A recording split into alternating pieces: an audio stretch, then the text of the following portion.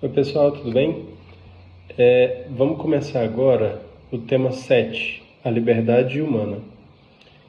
Então ele é dividido em 6 partes e eu vou ir tratando delas aos poucos, né? Eu leio e comento alguma coisa. Então eu vou começar com a primeira parte, que é Deus criou o homem livre. Deus quis deixar ao homem o poder de decidir, para que assim procure espontaneamente o seu Criador e livremente chegue à perfeição plena e feliz, aderindo a Ele, criando o homem à sua imagem e semelhança. Deus coloca em prática seu desígnio de criar seres que sejam capazes de participar da sua própria vida divina e entrar em comunhão com Ele. Vou continuar aqui e depois fecho esse ponto e eu comento alguma coisa. Para que os homens possam aderir livremente a Deus, como diz a Constituição Gaudium et Spes, é necessário que os homens sejam livres, ou seja, capazes de conhecer e afirmar o bem autonomamente. Isto supõe que haja no homem, que é um ser finito e falível, a triste possibilidade de fazer mau uso da liberdade que Deus lhe deu, negando o bem e afirmando o mal. Mas se não fosse verdadeiramente livre, o homem não poderia participar da felicidade divina, que consiste em conhecer e amar o sumo bem, que é o próprio Deus. Os astros seguem com absoluta exatidão as leis que Deus lhes deu, mas não podem conhecer e amar, e por isso não podem participar da felicidade de Deus.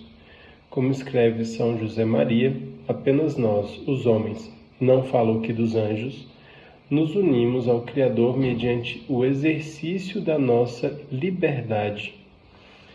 Bem, então, acho que o primeiro ponto diz respeito a uma vocação à liberdade, né? Que é colocar como um dos pontos centrais da nossa fé essa palavra, a liberdade, como uma das partes essenciais. Poderia dizer, né, talvez a parte essencial que constitui a essência da nossa fé.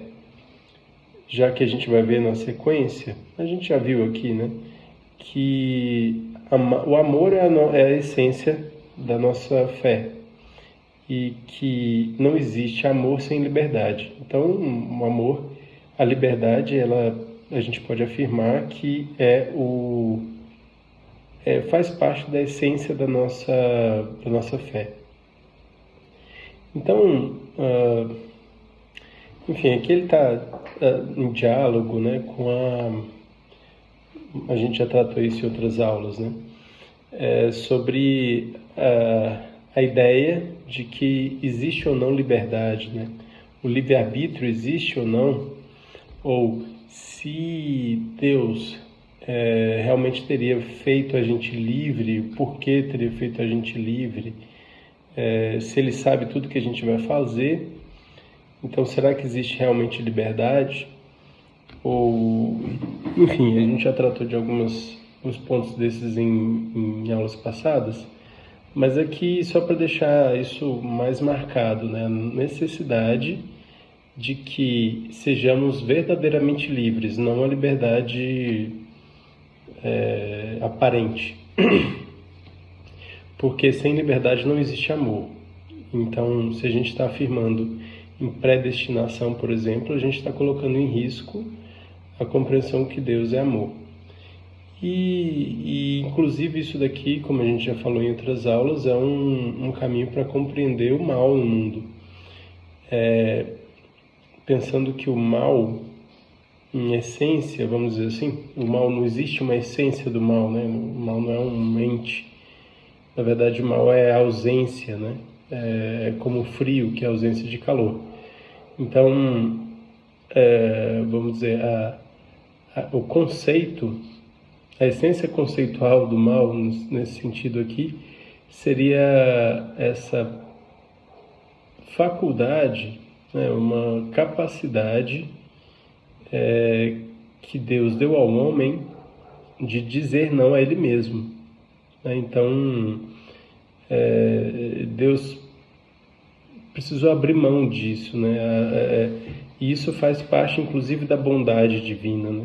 É mais uma prova da infinita misericórdia e bondade e de amor divino, que é abrir mão do controle, vamos dizer assim, né? Porque é um abrir mão entre aspas, vamos dizer assim. Porque Deus consegue nos dar liberdade e manter o controle sobre tudo. Então, para isso precisaria de um ser, de fato, infinitamente poderoso e infinitamente inteligente, capaz de fazer coisas que não sejam contraditórias, mas aparentemente paradoxais.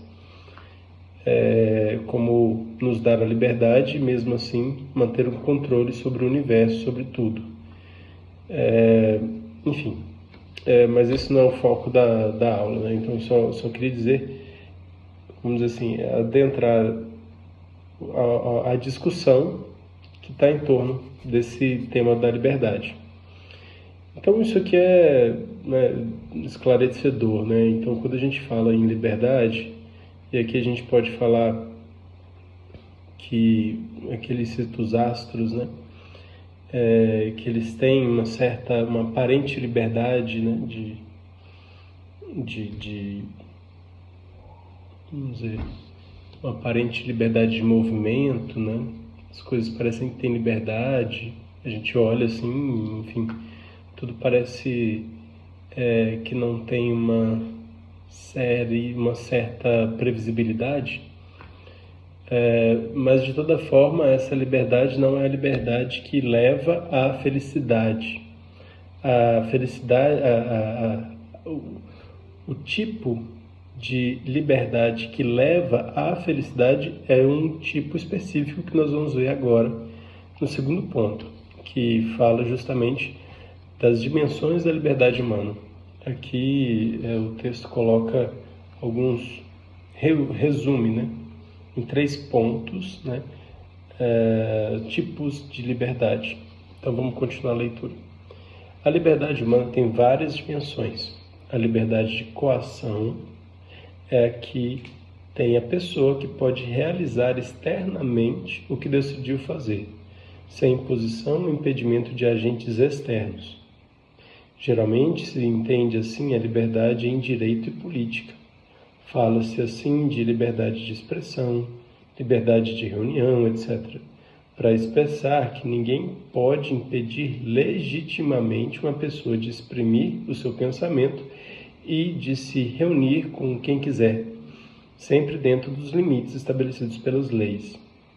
Os presos e prisioneiros de guerra, por exemplo, carecem desta liberdade. A liberdade de escolha, ou liberdade psicológica, significa a ausência de necessidade interna para escolher uma coisa ou outra. Já não se refere às possibilidades de fazer, e sim a de decidir autonomamente sem estar subordinado a um determinismo interior. Ou seja, sem que uma força interna, diferente da vontade, leve a escolher necessariamente uma coisa, impedindo escolher as outras possíveis alternativas. A liberdade psicológica é a capacidade de autodeterminação. Algumas doenças mentais agudas, algumas drogas ou um estado de muita agitação, no incêndio, por exemplo, podem privar total ou parcialmente da liberdade psicológica. A liberdade moral é a que tem uma pessoa que não está escravizada pelas paixões ruins, pelos vícios ou pelo pecado. Entendida neste sentido, a liberdade não é tanto uma propriedade natural da pessoa, mas uma conquista, fruto da educação, das virtudes morais possuídas e da graça de Deus. A Sagrada Escritura e o magistério da Igreja falam com frequência da liberdade neste sentido, ao dizer que Cristo nos faz livres. Bem, então aqui tem pontuado, pincelado 3 tipos de liberdade que, de alguma maneira, nos ajudam a entrar melhor no tema. Então, respondendo àquela pergunta que eu fiz anteriormente no comentário do ponto anterior, desses 3 tipos elencados aqui, de maneira clara, a gente pode dizer que a liberdade moral é aquela que, de fato, nos traz a verdadeira felicidade. Porque toda liberdade que não seja moral, ela simplesmente nos dá as condições naturais para que a gente haja, né? Para que a gente execute nossas funções do cotidiano. Então, uma pessoa que tem liberdade de expressão, né? Está dentro de uma sociedade que lhe permite se expressar, ela tem condições de sair na rua de acordo com sua boa vontade, né? Sem infringir nenhuma lei, né? E também ela tem todas as faculdades psicológicas que permitem que ela delibere naturalmente, assim, sem nenhum desvio de conduta interior, que impeça ela de fazer aquilo que ela gostaria de fazer, né? Sei lá, uma doença como esquizofrenia, que a pessoa não consegue mais deliberar, ela não teria esse tipo de liberdade, né? Ela não saberia nem o que ela quer, se ela de fato está querendo fazer aquilo. Uma pessoa sonâmbulo, enfim. Coisas nesse sentido, de alguma maneira, são liberdades que a gente poderia dizer liberdades negativas, né? Então, todas essas outras liberdades aí em cima são liberdades, são conceitos de liberdades forjados em cima de privações, né? Então, essa liberdade de coação é como se fosse ausência de coação, que é um termo negativo.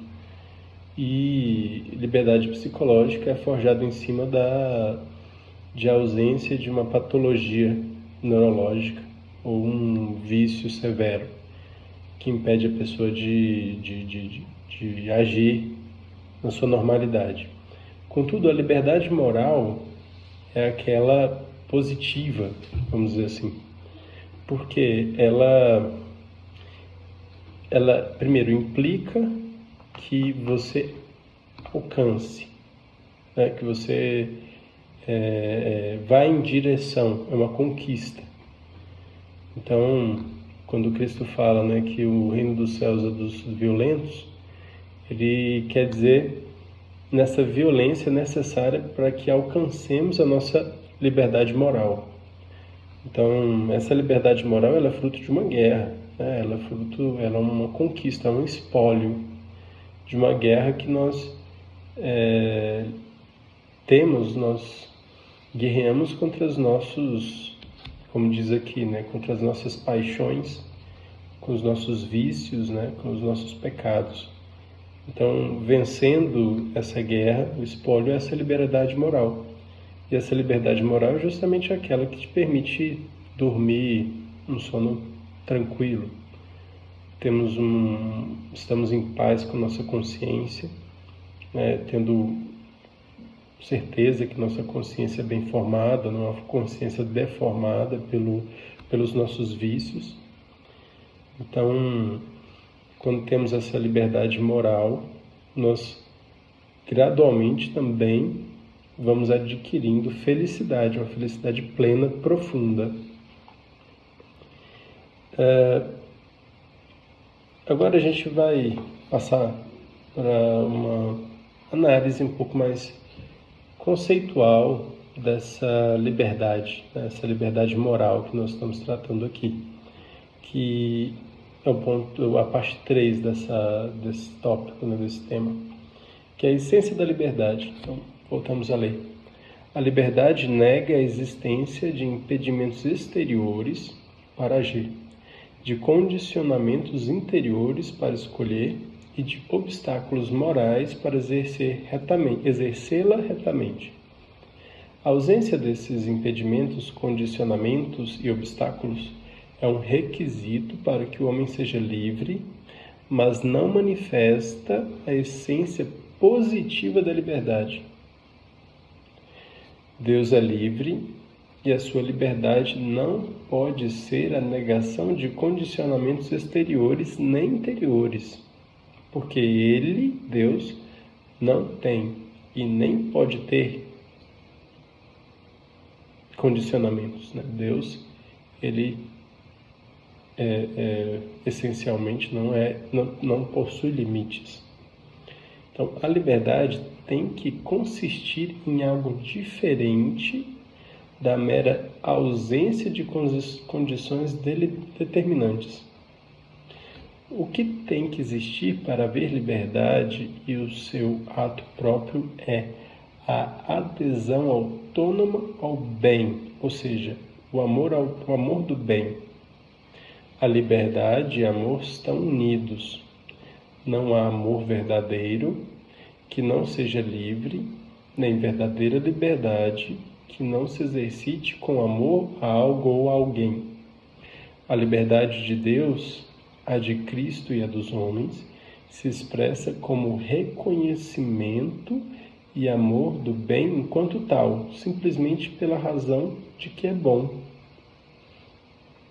A adesão autônoma ao bem expressa muito mais a essência da liberdade do que a possibilidade de escolher entre várias alternativas. O sacrifício e a entrega ao que se ama são expressão da liberdade, porque são sacrifício e entrega, que nascem do amor. E o amor não pode ser livre. E o amor não pode não ser livre. Além disso, em nós, a inclinação ao mal decorrente do pecado original pode fazer com que a livre adesão ao bem seja mais difícil. Como dizia São José Maria, a oposição entre liberdade e entrega é sinal de que o amor está vacilante, pois nele reside a liberdade. Então, vamos comentar? Então, como a gente já vinha falando, essa liberdade moral, ela pode ser entendida como uma liberdade positiva, porque ela é reflexo da liberdade divina. E a liberdade divina não pode ser conceituada como ausência de um condicionamento, porque Deus é incondicionável, né? É impossível colocar limites para Deus. Então, aí naturalmente surge a pergunta: o que é então um conceito positivo de liberdade? E a resposta a isso pode ser difícil para que a gente entenda, pelo menos para mim porque conceitos complexos às vezes são mais claros quando a gente diz o que eles não são. Quando tem conceitos bastante amplos, eles se esclarecem mais na nossa mente quando a gente vai apontando as suas negações, né? Então a liberdade é um desses, que ela fica mais clara ao passo em que a gente vai definindo o que ela não é, né? O que não é liberdade. Contudo, a gente não consegue alcançar essa liberdade pensando em um plano divino se a gente faz esse tipo de raciocínio. A gente vai tentando definir a liberdade através daquilo que ela não é. A gente precisa realmente fazer o esforço de tentar ir no centro e afirmar o que ela é. E ela, de uma maneira muito sucinta, pode ser resumida ao amor do bem, amar o bem, amar aquilo que é bom por ser bom. Ou seja, amar livremente, desinteressadamente o bem por ele ser bem. Isso, para nós que vivemos uma realidade interessada, porque a fé nos justifica isso pela queda, somos sempre pendentes das nossas fraquezas. E as nossas fraquezas são no fruto egoísmo. Então sempre temos uma tendência a pensar interessadamente nas coisas. Então eu vou fazer isso para que eu consiga aquilo. Eu vou fazer isso porque vai me causar uma vantagem de alguma maneira. Até mesmo os nossos bons costumes podem ser entendidos como interessados, né? Já que temos o interesse de que aquilo se reverta a nós de alguma maneira. Contudo, essa liberdade moral, ela implica justamente abandonando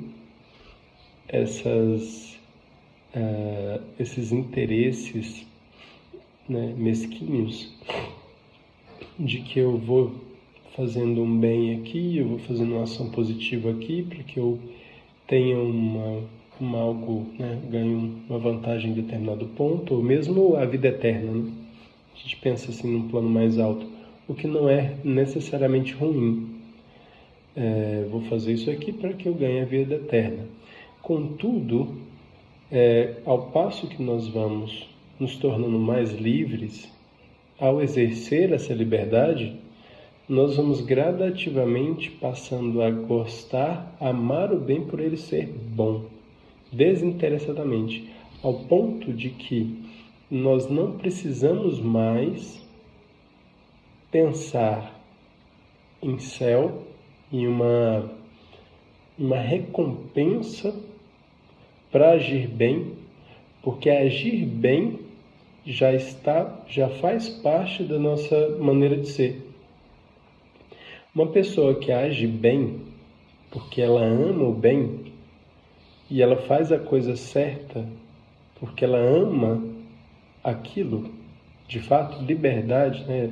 De maneira livre, desinteressada, aquela pessoa é livre moralmente.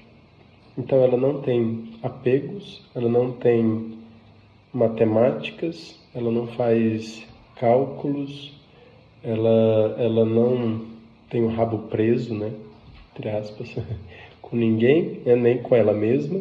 Então ela age livremente. Então essa adesão autônoma ao bem, ela é o reflexo da liberdade divina, que consiste basicamente no amor que ele tem a ele mesmo. E esse amor que ele tem a ele mesmo parte desse processo de autoconhecimento divino que, em última instância, né, gera uma outra pessoa, que é a segunda pessoa da Trindade, que é Jesus Cristo. Essa liberdade de amar o bem, né, então esse amor, vamos dizer, se faz sentido pensar em um amor próprio divino, né, seria justamente essa liberdade que conceitua a nossa liberdade moral. Então, mais uma vez, né, fechando esse ponto, essa nossa dificuldade em procurar essa liberdade, alcançar essa liberdade, reside no fato do pecado original. A nossa inclinação ao mal, a inclinação em pensarmos em nós mesmos, colocarmos nós como a lei de Gerson, né? Importante levar vantagem.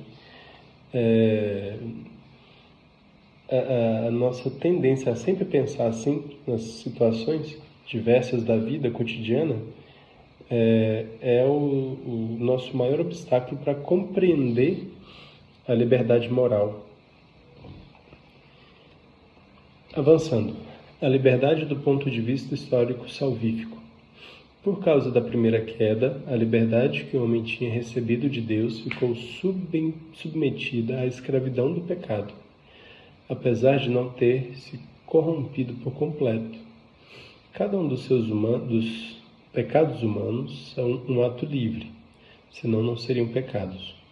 Mas a força do pecado se manifesta em que, de fato, e considerando as coisas em conjunto, os homens, sem a graça de Cristo, não conseguiriam evitar o pecado sempre, porque têm a inteligência obscurecida e a vontade debilitada. Com a graça de Cristo, os homens podem evitar o pecado. Como se vê, não só na vida dos santos canonizados, mas na vida de tantos cristãos que vivem em graça e evitam os pecados graves, inclusive quase sempre os veniais deliberados. Colaborando com a graça de Deus, que Deus dá por meio de Cristo, o homem pode gozar da plena liberdade em sentido moral. Foi para a liberdade que Cristo nos libertou. O modo em que a redenção se realizou mediante o sangue de Cristo confirma o valor e o respeito de Deus para a liberdade humana, pela liberdade humana. Nossa liberdade é verdadeira liberdade. O seu exercício tem um grande valor, positivo ou negativo, e traz consigo uma responsabilidade.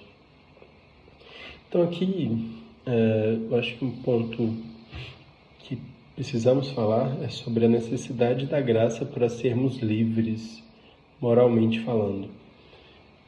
Por mais virtuosos que sejamos, seria um erro pensar que temos em nossas mãos a capacidade de sermos verdadeiramente livres moralmente falando. Podemos caminhar até certo ponto, mas a plenitude dessa liberdade é dada como uma graça, como um dom de Deus, que depende do exercício das nossas virtudes. Não adiantaria nada Deus nos dar a graça, esse dom, de vivermos essa liberdade plena, se nós não nos esforçássemos para conseguir essas virtudes, as virtudes morais. Por outro lado, seríamos também infelizes e surpreendidos com o fato de que, ao conseguir completar todas as virtudes humanas, ainda não conseguíssemos experimentar essa plenitude, o céu na terra, né? Como vários santos relatam, que já conseguem antever o céu, viver o céu aqui na terra, como uma antecipação da plenitude na eternidade, sem a graça. Então, se por um lado nós precisamos da graça para sermos verdadeiramente livres, por outro, a graça não pode atuar em nós se nós não nos esforçamos para viver bem, alcançar as virtudes humanas. As virtudes são, nesse caso, como uma espécie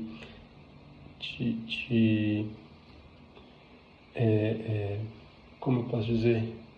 Como uma espécie de terreno no qual Deus planta a graça. Então, se nós não temos as virtudes humanas, ou se nós temos falhas nas virtudes humanas, Deus não pode plantar a graça. São aqueles solos que Jesus fala do semeador, né? Na parábola do semeador, que nós que o semeador saiu para semear, encontrou vários tipos de terreno. Esse terreno são os tipos de coração humano. Então, esse coração é justamente o coração virtuoso ou o coração cheio de vício.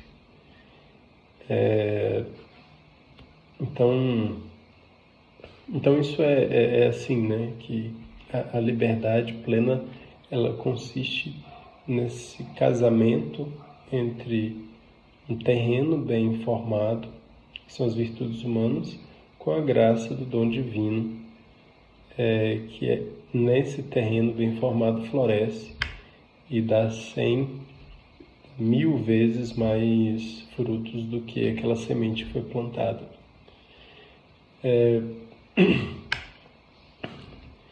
Então, assim, outro ponto que vale a pena, né?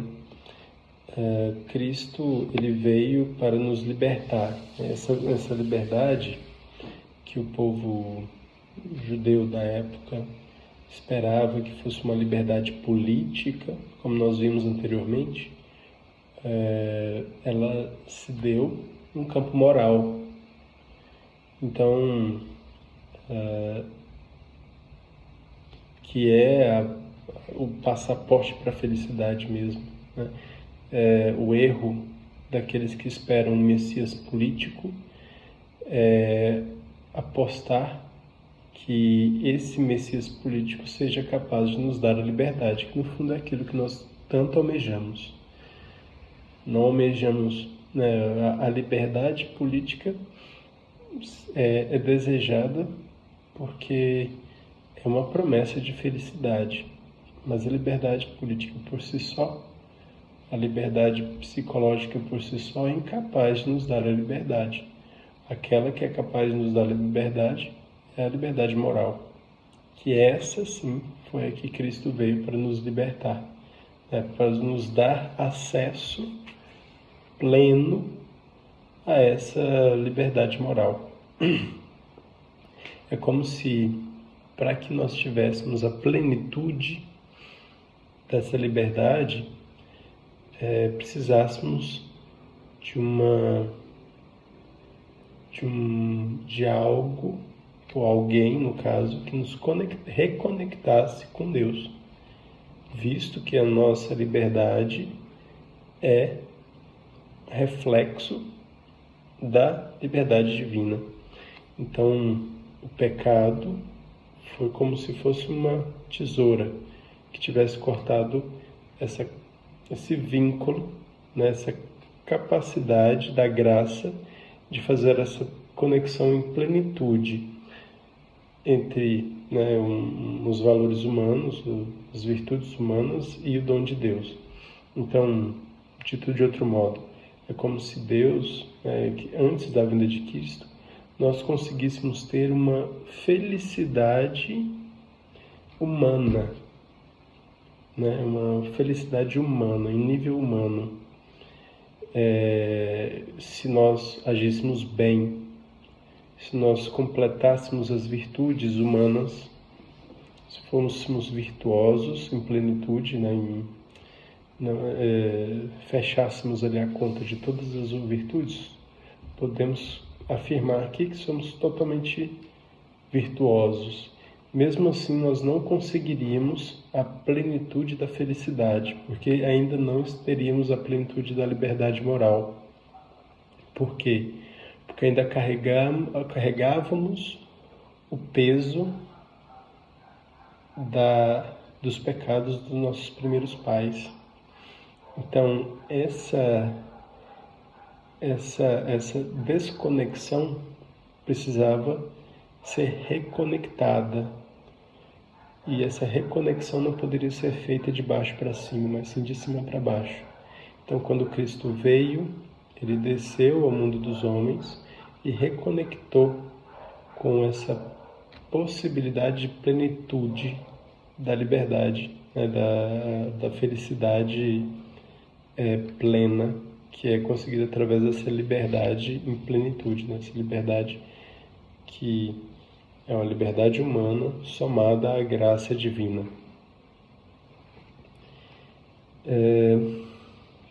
E, enfim, essa reconexão aconteceu mediante sangue, né? Cristo veio e derramou sangue. O preço para essa reconexão foi o seu próprio padecimento, né? Então, isso mostra quanto Deus preza por nossa liberdade, quanto a liberdade é um valor fundamental para o cristão, em especial para o católico. Então, Deus, de modo nenhum, pode ser entendido como uma restrição de liberdade, né? Ele não pode ser entendido como Deus e suas leis, que eu digo, né? Todas as doutrinas, as leis da igreja, elas no fundo servem como guia para que consigamos ter liberdade moral. Quando ela diz algo, né, positivamente ou negativamente, né, ela fala faça isso ou não faça aquilo, o que ela está exercendo é o seu magistério, a sua capacidade que Deus dá à igreja de julgar o caminho correto para se alcançar essa liberdade. Então, quando ela diz algo como, né, o aborto é algo que não deve ser feito, por exemplo, uma coisa polêmica, né, hoje em dia, mas quando ela afirma algo assim, ela está dizendo, olha, isso não vai te trazer liberdade moral, né, isso não vai te trazer felicidade plena, porque isso vai te prender a uma escravidão, né? Essa escravidão, justamente a escravidão do ego, que é algo que te prende a si mesmo, né? E te impede de alcançar a Deus. Por fim, para fechar a aula, a liberdade e o bem moral. Como já dissemos, a liberdade está dirigida ao bem moral, de modo que a sua posse faz ao homem feliz. Para ajudar a reconhecer e aderir a esse bem, o homem tem à sua disposição a lei moral, que é a capacidade de discernir o bom e o mal da realidade segundo os planos de Deus, que são sempre bons.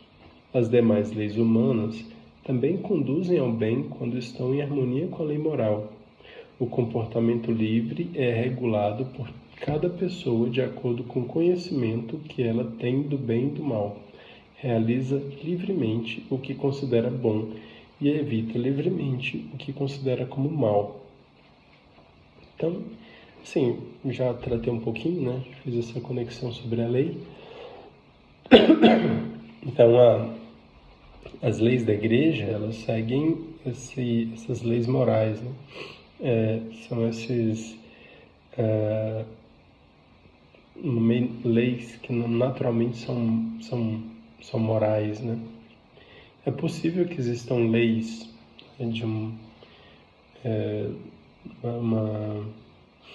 leis humanas que sejam imorais, como aconteceu com a escravidão. É um exemplo clássico, né, de uma lei humana que era imoral, permitindo a escravidão. Algum país pode eventualmente ter uma lei que permita a escravidão, mas ela é imoral, é uma lei imoral. Assim como, voltando ao tema do aborto, né, um tema complicado, mas um país, né, que libere o aborto, ele tem liberdade política para fazê-lo, mas isso não quer dizer que essa lei seja moral. Essa lei ela é imoral e, enfim, por isso a moralidade é tão questionada hoje em dia, né? Porque de alguma maneira ela impõe certos limites à lei política, né? Então, de alguma maneira ela pode ser entendida como uma coação, né? Se a gente compreende a lei moral como uma lei política, a gente realmente opta por que elas não existam, né? Então, leis morais são antiquadas desde que elas passem a limitar ou a colocar o dedo na ferida, vamos dizer assim, das leis políticas. Então, de fato, isso é um tema que está em voga, né? Hoje é uma coisa que está forte. O tema da liberdade é um tema muito caro, né, para os dias atuais, sempre foi, sempre vai ser, mas essa aula aqui, ela pode nos ajudar, inclusive, a conseguir separar melhor e analisar essa questão da liberdade de uma maneira mais profunda, né, e entender um pouquinho como a igreja ela se posiciona nesse sentido, né, sabendo diferenciar o que é uma lei humana, uma lei política, né, de uma lei moral, e que as duas elas podem se sobrepor, que seria o melhor dos casos, ou elas podem se conflitar, né, como acontece em alguns casos. Bem, é isso, pessoal. Eu espero que vocês tenham gostado e aguardo então vocês para a nossa conversa. Um abração.